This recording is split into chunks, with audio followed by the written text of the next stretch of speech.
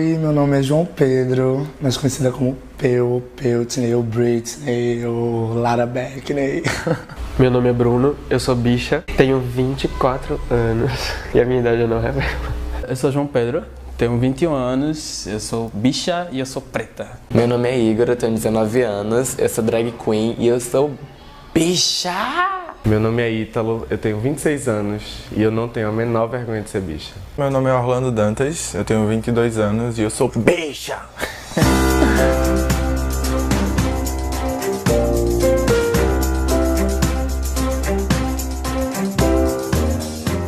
18 anos eu entrei na faculdade, eu comecei a sair aos pouquinhos e tal, aí na uma das primeiras festas que eu fui, eu fiquei com um menino. Logo depois a gente tava conversando pelo MSN e contou, falou sobre a gente ter se pegado e tal. Aí um belo dia eu chego em casa e tá os meus pais assim, sentados na sala, aí eles ligam a TV, aí fica aquele clima, né? Pronto, fodeu, aconteceu alguma coisa.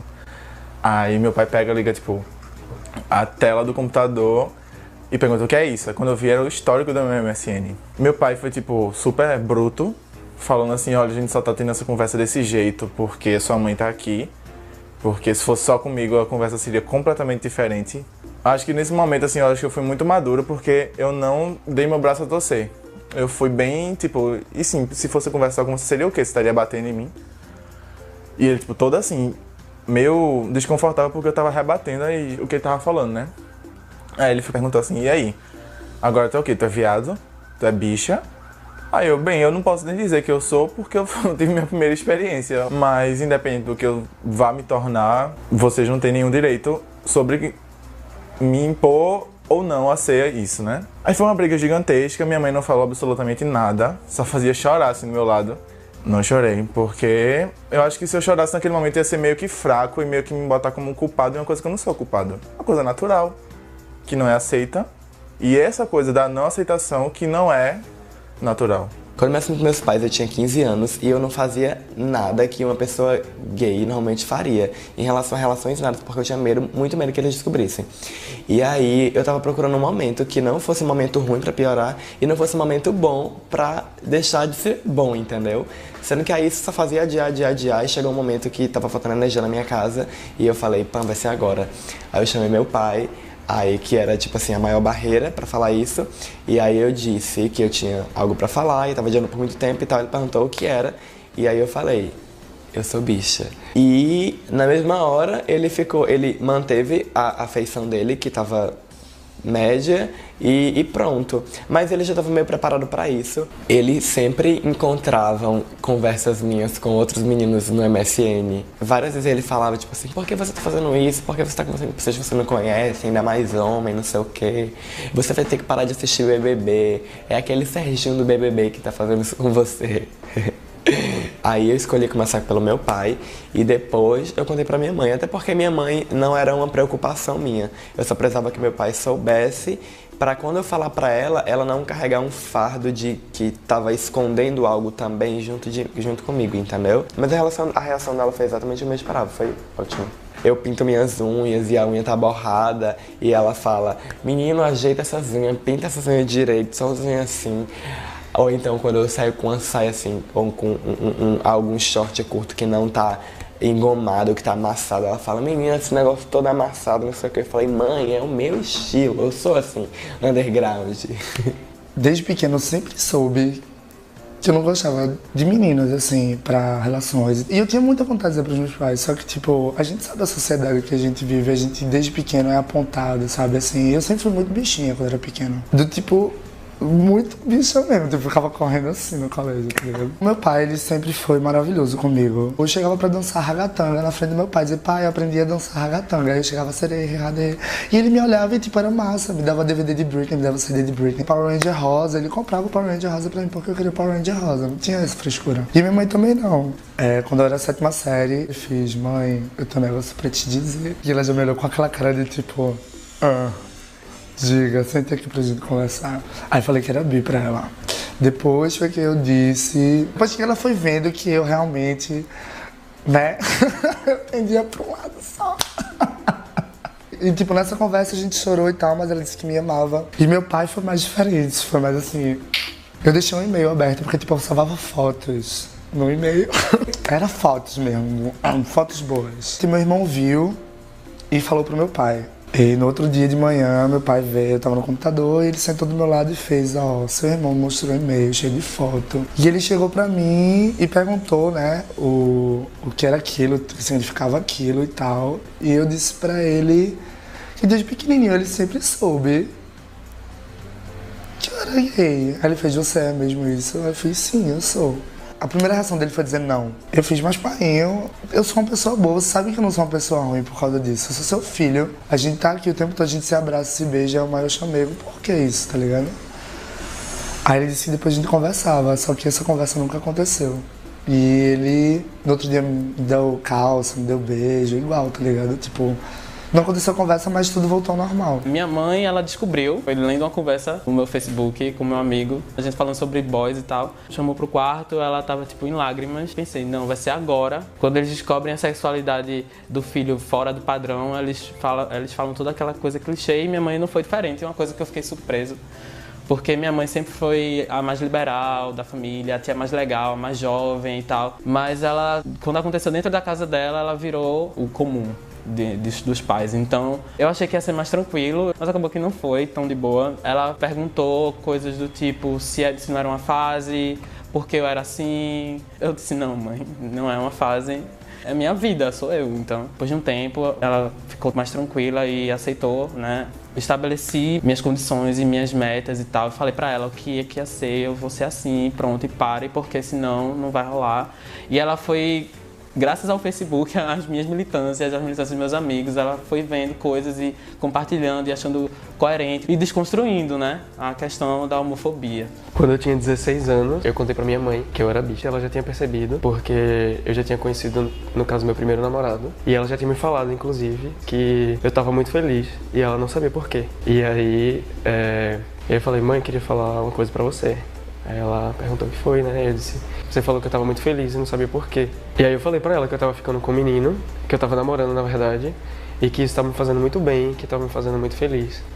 E que não era uma fase, que eu não tava experimentando, que isso não ia mudar, que isso não ia passar. E que era isso mesmo que eu queria. Assim, não deixei chance pra ela retrucar com essas frases prontas, nada disso. Aí ela ficou um tempo assim meio assustada, eu acho que porque ela pretendia falar uma dessas coisas. E aí ela falou assim, que bom que você encontrou uma pessoa legal e que você me contou, que isso é muito importante e tal. E falou que tava bem, que tava feliz e que esperava que eu continuasse feliz. Na verdade ficou um clima super estranho, apesar dela ter falado que tava tudo bem e tal. E a gente passou umas 2 semanas meio se estranhando, sem se falar muito. E aí ela me chamou e ela falou, eu queria conversar com você também sobre aquele assunto. Aí eu falei, meu Deus, né? Vai dar merda. Aí ela, então, eu queria falar sobre mim. É porque eu tenho uma pessoa também que você já conhece, mas que você não sabe que eu me relaciono com ela. E eu pensei, tá, tipo, normal, né? Minha mãe tem um namorado, sei lá. E aí ela falou, e o que é que você acha se eu te falar que eu tenho um relacionamento com Sandra, que era uma amiga dela, que vivia lá em casa, etc, já conhecia e tudo.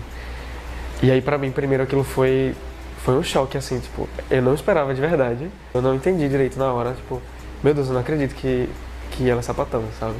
Eu pensei, caramba, tudo podia ter sido diferente se eu soubesse disso antes. E ela podia ter me ajudado. E eu pensei, tipo, imagina se eu tivesse vivido tudo que ela viveu todos esses anos e não ter tido coragem de falar pros meus filhos quem eu era de verdade. E aí eu vi que, na verdade, ela que precisava muito mais de mim naquele momento do que eu precisei dela todo aquele tempo. Eu tinha, sei lá, 16, 17 anos e de uma forma incômoda, alguns amigos resolveram contar por mim e tiraram do armário por pressão mesmo. Eu não queria, assim, pelo menos na época. Deram um jeito de contar pra minha avó, pra minha mãe e meio que se espalhou isso aí, eu não tinha mais como negar. Minha mãe chegou pra mim pra perguntar, eu assumi. E foi meio que um choque, porque mesmo minha mãe tendo confessado que já sabia, pelo meu jeito e pelos amigos que eu tinha e pelas relações que eu criava na época já, a grande maioria das mães não espera saber isso e ter essa certeza. Acabou sendo um alívio. Depois que eu contei, e que minha mãe me apoiou, eu senti um alívio imenso. Eu falei pra ela, eu tirei um peso enorme das minhas costas, foi incrível. Os meus pais têm uma reluta pra aceitar o meu jeito e a minha sexualidade desde criança, né? Se eu pegava uma camisa rosa, aí eu falei, não, essa não fica muito bem em tu, vê essa daqui azul. E um jeito que meu pai me repreendia muito, sem necessariamente expor que era assim, tu tá sendo muito bicha, era puxar meu cabelo. Todos os meus apelidos possíveis, que incluíam Orlando e gay, tinha, tipo, desde gayzinho até, sei lá, olá, bichinha passando. Era péssimo porque, tipo, eu tava lá, vivendo a minha vida normal, de boa, e o povo ficava gritando isso pra mim, eu ficava sem entender. Mas eu sentia aquela maldade por trás da palavra, sabe? Quando o povo falava isso pra mim, eu só sentia mal e ficava confuso. Eu posso contar 2 histórias. A primeira história foi quando eu era alfabetização. Tinha 6, 7 anos. Teve um concursinho de dança, tá ligado? Era o El Chan, que era tudo e tal. E todo mundo ia dançar. E eu também queria dançar, só que estavam concorrendo jacarés e Sheilas. E eu fui dançar como um jacaré, né? Só que as pessoas disseram que eu não estava dançando como um jacaré, eu estava dançando como a Sheila. E aí foi horrível. Começava a dizer, ele quer ser Sheila, ele é uma menina e tal, é bicha, lá, viado. E aquilo, naquela situação, tipo, eu estava sozinho num colégio que eu não conhecia, porque era há pouco tempo que eu tava lá, tá ligado? Todo mundo tava contra mim naquele momento, tipo, só porque eu tinha dançado, parecendo uma Sheila. E eu fugi da escola, eu fui correndo pro trabalho da minha mãe, chorando, porque foi horrível aquela situação pra mim. E teve várias épocas que eu chegava chorando em casa por causa disso, por pedalar Robinho, por qualquer coisa assim que acontecia na escola. E sempre era apontação, tá ligado? Pessoas mais velhas, assim, tipo, eu era 5ª série, a pessoa era 8ª série, e chegava só pra querer ficar falando, tá ligado? É bicha, queria bater, queria não sei o que, e todo dia chegava chorando em casa.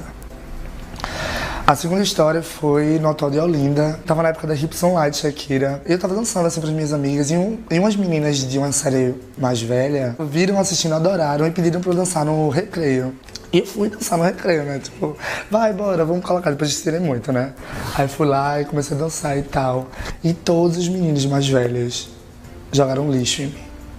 Tipo, pegavam lixo assim e jogavam, podia ser qualquer coisa. E tipo, eu tava dançando Shakira, só isso, eu só tava dançando Shakira, não tava ofendendo ninguém, não tava contando pra ninguém. Mas eles queriam me xingar e jogar lixo o tempo todo. Eu entendia porque era, né? Porque eu não sou otária, porque eu era uma bicha. Em cima de um batentezinho, rebolando minha bunda e fazendo, né, o negócio da Shakira lá. Como é que você fica depois disso, tá ligado? E isso machuca.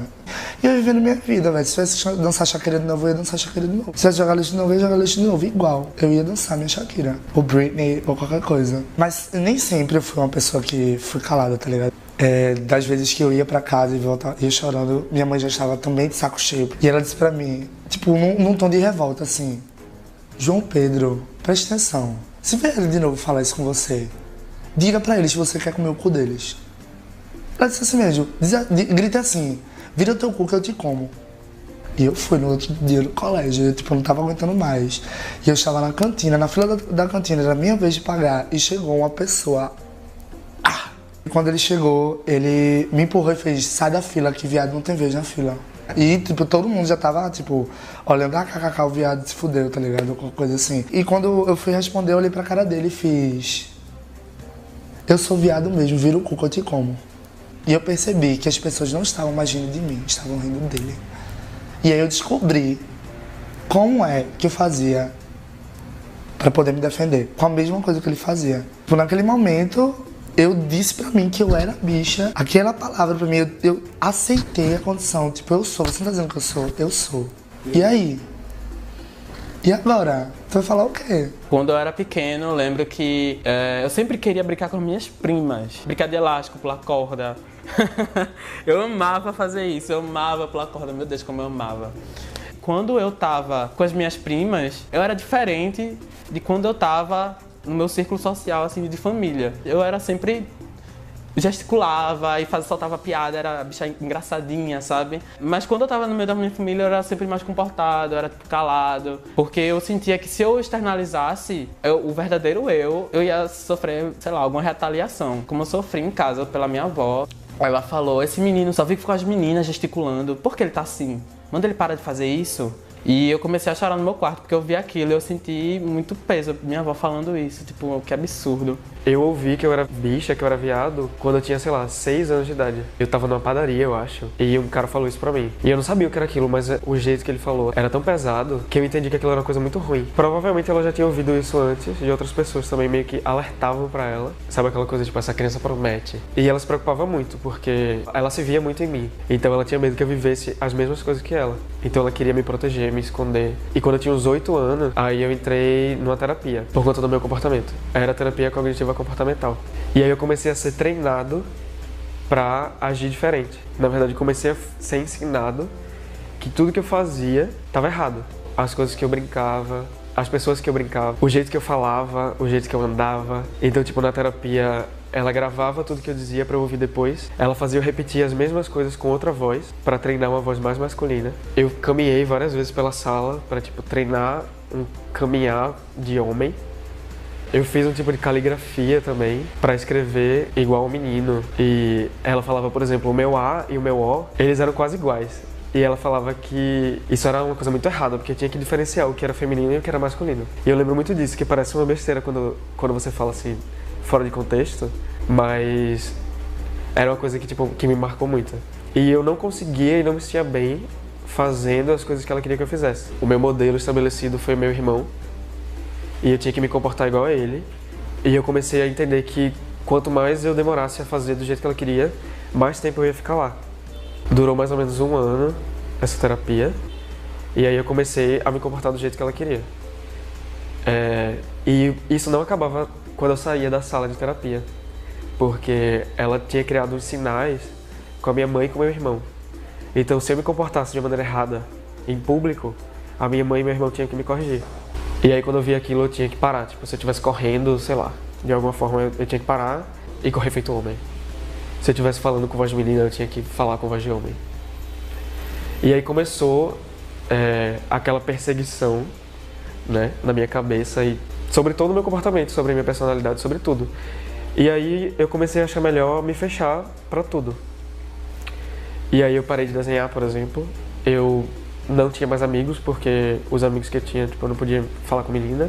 Com os meninos eu não tinha muito o que falar. Então, eu não tinha mais amigo no colégio. Eu parei de brincar das coisas que eu gostava. Eu parei de fazer tudo.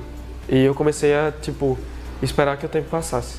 Quando eu me assumi para minha mãe me pediu para eu não levantar bandeiras. Eu não me assumi para a sociedade porque, segundo ela, eu não tinha essa obrigação de dar satisfação às pessoas, sabe?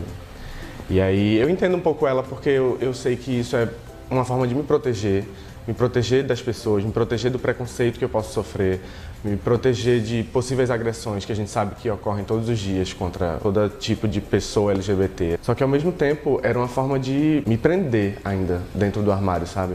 Era como se eu tivesse acabado de sair do armário, mas eu ainda tivesse que estar lá dentro praticamente todo o meu tempo.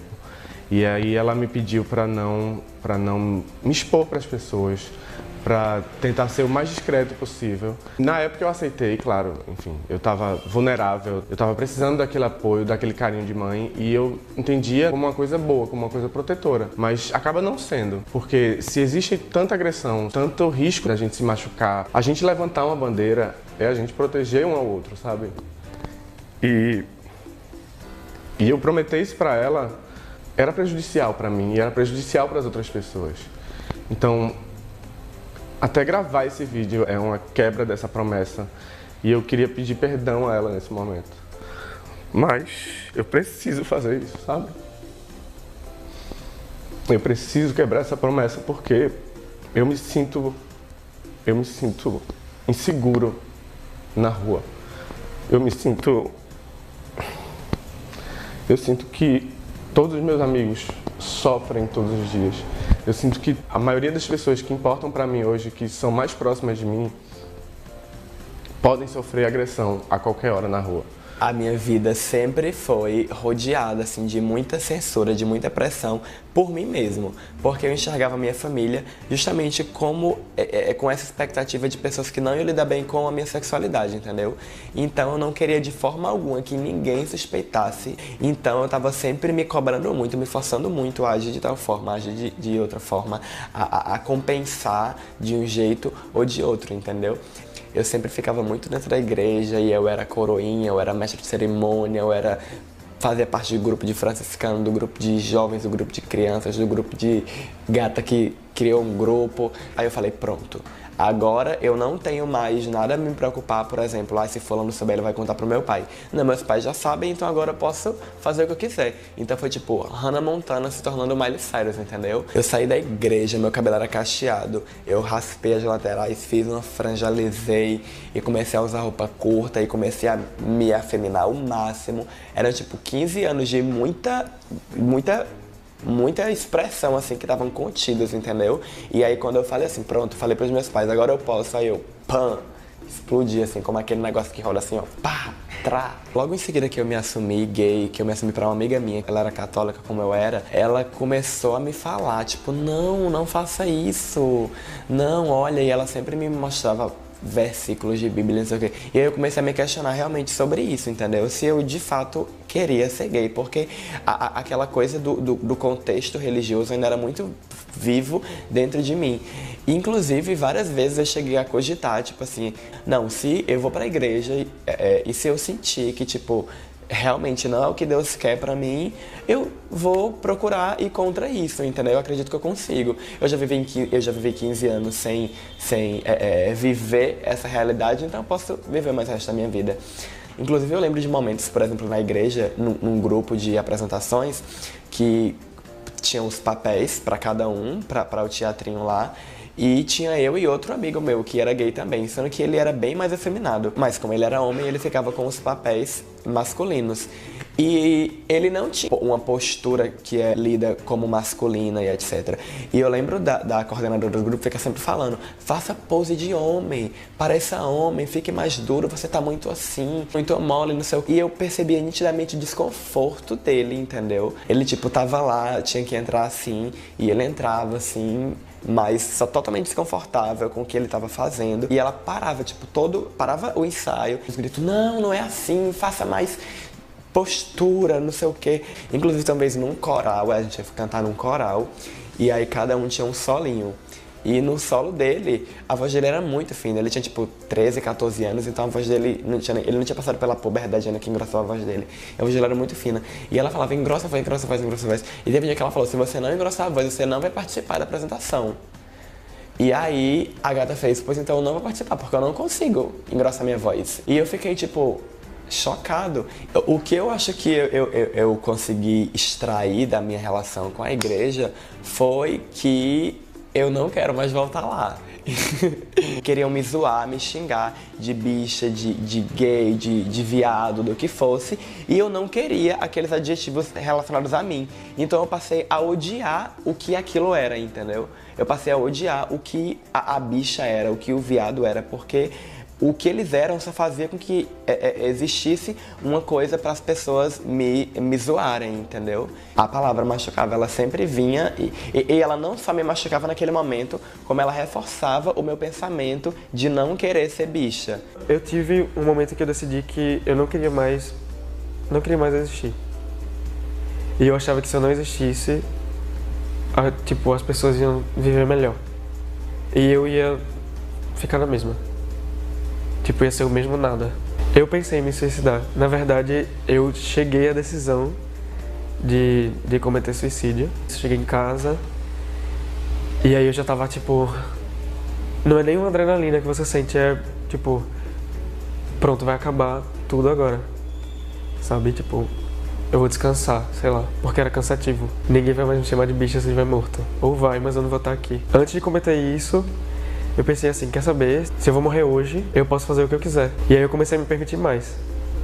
E comecei a testar mais os meus limites. Aí nessa época eu tava inclusive saindo com a menina, que ela era bi. E aí ela me perguntou se eu não tinha vontade de ficar com nenhum menino. E aí eu falei, se eu fosse ficar com algum menino, eu ia ficar com teu amigo Vitor. Mas aí ela armou assim uma saída. Meu amigo quer te conhecer, sabe? E aí a gente se beijou. E naquele momento, tipo, eu senti tanta coisa, foi uma explosão assim de vida, sabe? Foi tipo, meu Deus, eu acabei de passar um limite que eu nunca tinha cruzado e se eu assumir isso eu vou poder realmente fazer o que eu quiser. E ao mesmo tempo eu tava com muito medo também. Eu tinha medo de perder meus amigos que eu tinha medo da minha família, tinha medo de tudo. Mas eu queria aquilo. Eu precisava enfrentar aquele medo e tudo que vinha a partir daquele gatilho do que continuar. E eu tinha sempre aquela coisa, né? Se der errado...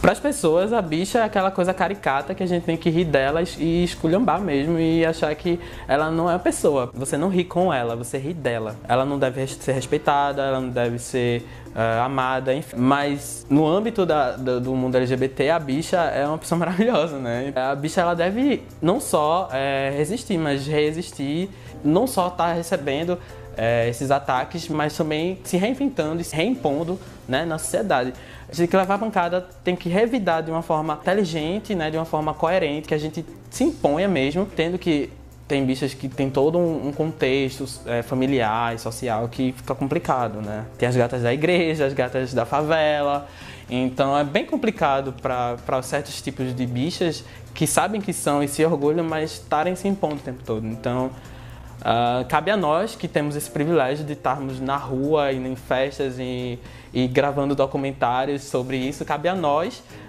falarmos e, tipo, tá empoderando essas bichas e falando com a sociedade em geral, sabe? Para que ela pare com essa noção de que ser bicha é errado, porque ser bicha é maravilhoso. Bichas são pessoas transgressoras. É aquela que tá indo contra o padrão, tá indo contra a maré, tipo. Existe o padrão hétero, que é o certo, o que a sociedade vai aceitar e você tem que ser isso daí. Tá lá na Bíblia e, tipo, quem não segue isso daí tem que morrer pro inferno. Inclusive, me encontrem lá no inferno, vou estar lá balando no Vale dos Homossexuais. Aí, depois, abaixo disso, tem o padrão gay, que é o padrão heteronormativo e o padrão bicha, certo? O heteronormativo é o gay hétero. Tipo, ele tá vestido como hétero, se porta como hétero, se esconde como hétero, se diz discreto como um hétero. E as bichas são tudo contra isso. As bichas são livres, as bichas, se der na cabeça delas, hoje eu vou usar um Apollo e uma calça e um sapatênis, elas usam. Mas também, se elas quiserem usar um shortinho, uma regata e botar maquiagem na cara, ou usar uma saia, usar uma bata, usar um cropped, tipo, elas são apontadas na rua, elas são motivo de chacota. E não, simplesmente é o corpo dela. Aí o povo fala, mas você pode ser gay sem ser bicha, pra que isso? Só pra chamar atenção? Não! Porque se a gente for viver se enquadrando nesse padrão que a sociedade acha que é o certo, a gente não vai ser livre nunca. Tudo que é feminilizado no homem é ruim pra cabeça dessas pessoas. Por que isso? Porque a bicha que faz uau, dança Britney na balada, se monta e tal, é o homem que tem os trejeitos de mulher. Tipo, isso ofende a masculinidade do homem. Isso vem de muito tempo, sabe? Tipo, o homem não pode ser igual à mulher. A mulher é um ser inferior. A bicha que deve ser mais valorizada é a bicha feminada. É aquela bicha que dá a cara a tapa a todo momento. E desde que criancinha sofre preconceito, cresce com isso e amadurece muito mais rápido. A cara do movimento gay é a bicha feminada. E aí a gente deveria ter essa ideia de que a gente pode ser o que a gente quiser. Hoje eu me sinto muito bem com tudo que eu faço. Eu boto um short curto, eu boto uma saia, eu vou pra rua. Eu saio tão feliz, não tem olhar feio assim que me faça querer voltar pra casa e botar outra roupa, entendeu? Não, quanto mais olham feio, quanto mais riem, mais eu saio mais feliz ainda, eu rio junto, porque eu falo, meu Deus, olha que pessoa boba, olha que pessoa pequena, tá achando tão engraçado uma coisa tão simples como essa. Hoje eu coloco essa minha bichice, assim, em formato de troféu, entendeu? E ando com ela, assim, de lado, ou então quando eu tô com minhas amigas, assim, a gente anda de mão dada na rua, porque isso causa um desconforto tão grande nos olhos das pessoas, e esse desconforto faz uma diferença do caramba, entendeu? O bicho já foi difícil pra mim. Teve momentos que o bicho já foi pesadíssimo, porque era isso que eu escutava com apontamento de coisa ruim. Depois que eu me assumi e depois que eu comecei a dizer assim, porra, Sou bicha, tipo, todo mundo tava me chamando de bicha mesmo. Pô, eu sou bicha. Tá ligado? E vai ser isso mesmo. Vai ser isso que eu sou e eu sempre vou ser bicha. Eu vou morrer bicha, querida. Todo dia mais bicha. Todo dia um level a mais, igual Pokémon. A palavra bicha sempre foi muito pesada, né? E aí eu precisava ressignificar aquilo. E que eu acho que muitos gays fazem isso hoje em dia, muitas bichas fazem isso. Se chamam de bicha uma com a outra e falam isso alto pra todo mundo ouvir. Porque é uma forma da gente se fortalecer. E da gente dizer assim, a gente é bicha mesmo, sabe? E aí? E aí de repente quando você fala isso pras pessoas, elas se chocam. E tipo, meu Deus, ele é bicha. Você me chamou disso a vida inteira. Eu fiz uma terapia porque eu era bicha. Por que o choque agora? Porque eu assumi isso, porque eu sou de verdade. E aí a gente tem que abraçar mesmo. Eu abracei. E eu comecei a falar para as pessoas que eu era bicha. Quando me perguntavam se eu era bicha, eu falava, sou. E aí? Vai cair pra dentro. A partir do momento que uma pessoa lhe chama de bicha e você não se ofende com aquilo, você aceita aquilo como um elogio mesmo, acabou a agressão. Ok, querida, eu sou bicha sim. E aí? Obrigada, descobri o Brasil. E agora? Diz outra coisa aí, porque isso aí não ofendeu, não. Eu adorei, eu sou bicha sim. Sabe? Você pode usar essa arma que eles apontam pra você de volta. Eu não vou aceitar que uma pessoa use essa palavra que eu já assimilo tanto como uma coisa positiva de uma forma negativa pra tentar me ofender. Eu sou bicha sim, velho. É um fato. E ressignificando a palavra, a gente muda a nossa perspectiva em relação às coisas e especialmente essa palavra, sabe? Eu acho que você tendo a noção de que aquela palavra ela pode unir pessoas, como ontem a comunidade LGBT, bicha, viado, vem cá menina, vem cá mona. Então é uma coisa muito gostosa de se ouvir entre pessoas iguais a você. Você sendo uma bicha preta, você dá de cara com várias coisas na sua vida. Eu costumo falar, porque quando eu faço a minha militância voltada para o recorte de raça, é uma militância onde eu falo primeiro da minha infância, de como eu lidei com a minha sexualidade e com a minha raça ao mesmo tempo, e como isso vai evoluindo e como vai mudando o processo de sociabilidade, sabe? No mundo gay há muito racismo, a bicha preta não é quista, e esse foi o meu choque. Quando eu entrei no mundo gay, eu achei que era um mundo de muita aceitação. De fato foi, me aceitaram como gay, claro, como amigo e tal, mas pra me beijar, pra eu me relacionar, sabe?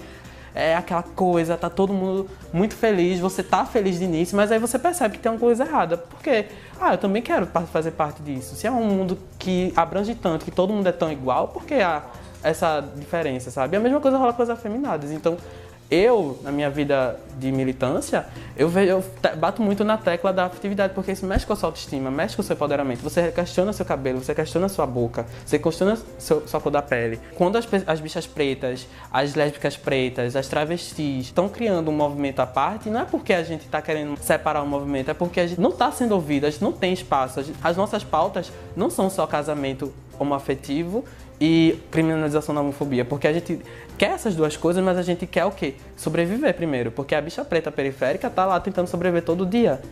Os gays brancos também sofrem, mas qual é a probabilidade maior? Você apanhar na favela, no beco, onde a polícia não vai estar dando a mínima importância, ou na rua, num bairro de classe média, onde vai ter uma repercussão sobre o caso? Do meio pro final do ano passado, eu passei por uma situação terrível de agressão, de homofobia. Um de nós poderia ter morrido naquele dia, porque um cara na rua, sem motivo nenhum, quis ameaçar a gente só por a gente ser bicha, por a gente estar andando na rua de mão dada e ele achar que aquilo era ofensivo pra ele ou sei lá pra quem.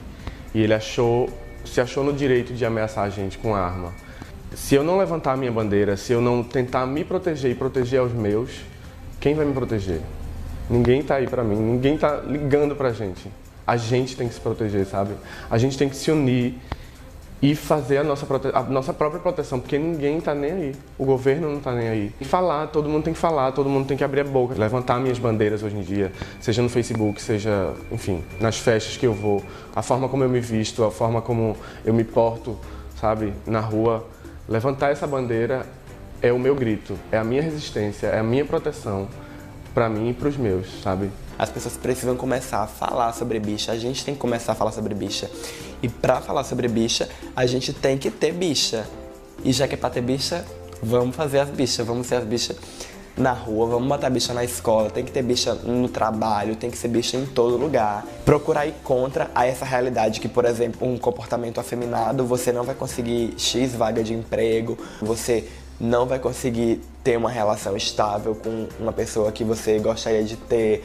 Tipo, ir contra essa realidade, fazer do ser bicha algo tão grandioso e importante quanto ele realmente é, entendeu? Entender essa realidade toda como algo mágico, incrível e importantíssimo, levar isso como uma bandeira, sendo orgulho, abraçar e falar, eu sou bicha e você vai ter que me aceitar e você vai ter que gostar.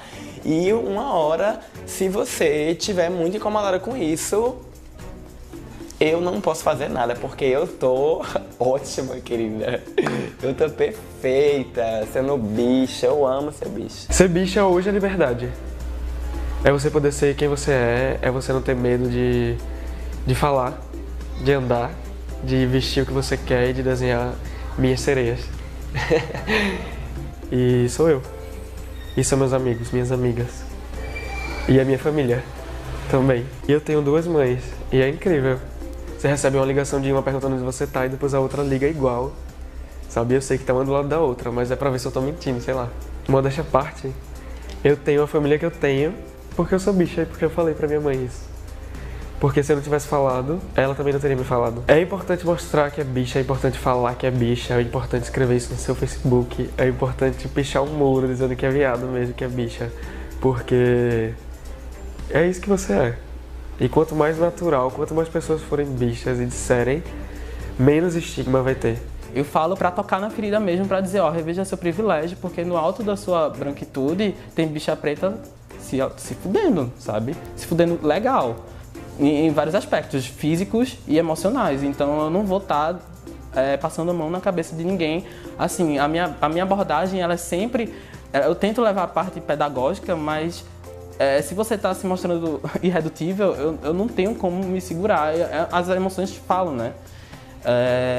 Então não reclame quando a bicha preta está reagindo, porque aquilo que ela passa durante a vida inteira, você não sabe o que é. Não reclame quando a gente está na universidade produzindo textos acadêmicos e sendo reconhecidos, então ganhando pós-graduações e reconhecimento. Não se ofenda, porque vai ter preta e vai ter bicha nesse caralho. Tu é bicha, eu sei, eu sou. Eu amo ser bicha, menino. Bicha é ser orgulho. Bicha é eu poder desconstruir todas essas bostas que colocaram na cabeça da gente. Bicha é ser feliz, é ser livre. E pra mim, eu acho que não tem nada melhor do que eu poder ter o poder, a vontade e a convicção de dizer assim, eu sou bicha. E eu sou tão bom quanto você. É a aceitação, empoderamento. Uma coisa que é muito difícil e que não é toda bicha que consegue. O segredo é respeito. Respeitou, se aceitou, pronto. Seja livre, seja feliz. Não adianta alguém querer diminuir isso aí. Vai ter bicho em todo lugar. Não vai adiantar querer agredir, querer xingar, querer oprimir. Não vai adiantar. Nem apontar uma arma. Aponta uma arma pra mim. Eu vou continuar sendo o que eu quero ser. Todas as gays, elas devem sair sim, mostrar a cara, botar a cara no sol, dizer que é bicha mesmo. Viva a sua vida, cara. Se tu quer ir lá e tá numa roda de samba e querer sambar feito Sheila Carvalho, vai lá e samba, querido, igual. O que tem? Você tá vivendo sua vida, não tá se divertindo? Você não tá sendo você? Então faça. Faça. Você tá maltratando alguém? Não. Então faça. Eu acho que a luta, ela é assim, é perigoso. Mas a gente tem que mostrar, porque se a gente não mostrar e ficarem pressionando pra gente não ser bicha, eles vencem. E querida, quem vai ganhar é a bicha, certeza.